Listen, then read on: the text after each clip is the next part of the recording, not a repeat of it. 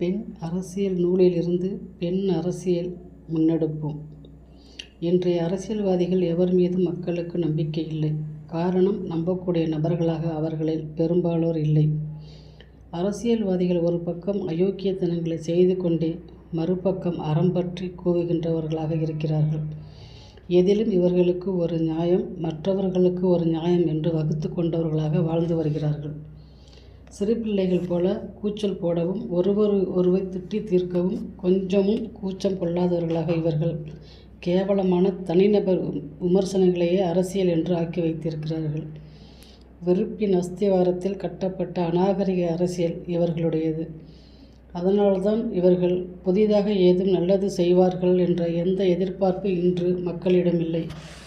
பெற்ற பாவத்துக்காக திட்டிக் கொண்டே பிள்ளைகளை வளர்க்கும் சோம்பேறி பெற்றோரைப் போல தம் மக்களுக்கும் தாம் உருவாக்கி ஏற்றுக்கொண்ட இந்த அரசியல்வாதிகளை அவர்களின் எல்லா தருதலைத்தனங்களோடும் ஏற்றுக்கொண்டு வாழ பழகிவிட்டார்கள்.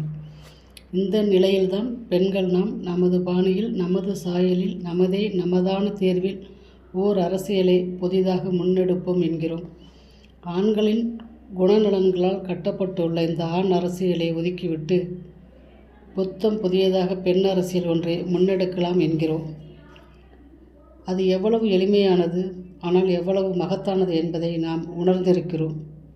அதேபோல எல்லா பெண்களும் உணரத் தொடங்கிவிட்டால், அவர்கள் நம்மோடு கைகோர்க்க தயாராகிவிட்டால், நினைத்தாலே நெஞ்சம் பூரிப்பால் நிறைகிறது.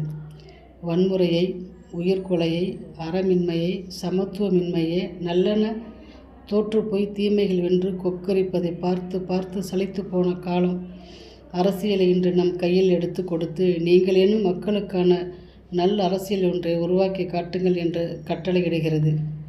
நேர்மையானவர்கள் பேசும் நியாயங்களாக நம்ப முடிகின்ற நல் வாக்குறுதிகளை தரும் நல்லவர்களாக பெண்கள் நாம் அணிதிரள்வோம். பெண் ஆற்றல் என்னவென்று நிரூபித்து காட்டுவோம். ஒரு தாயின் மீது இந்த உலகம் கொண்டிருக்கும் நம்பிக்கை என்பது விளக்க முடியாதது, நிராகரிக்க இயலாதது, நியாயமானது. பெண்கள் நாம் முன்னெடுக்கப் போகும் அரசியலும் அவ்வாறே நியாயமான, முழு நம்பிக்கைக்கு உரிய நல்ல அரசியலாக இருக்கும். தொடர்ந்து பேசுவோம்.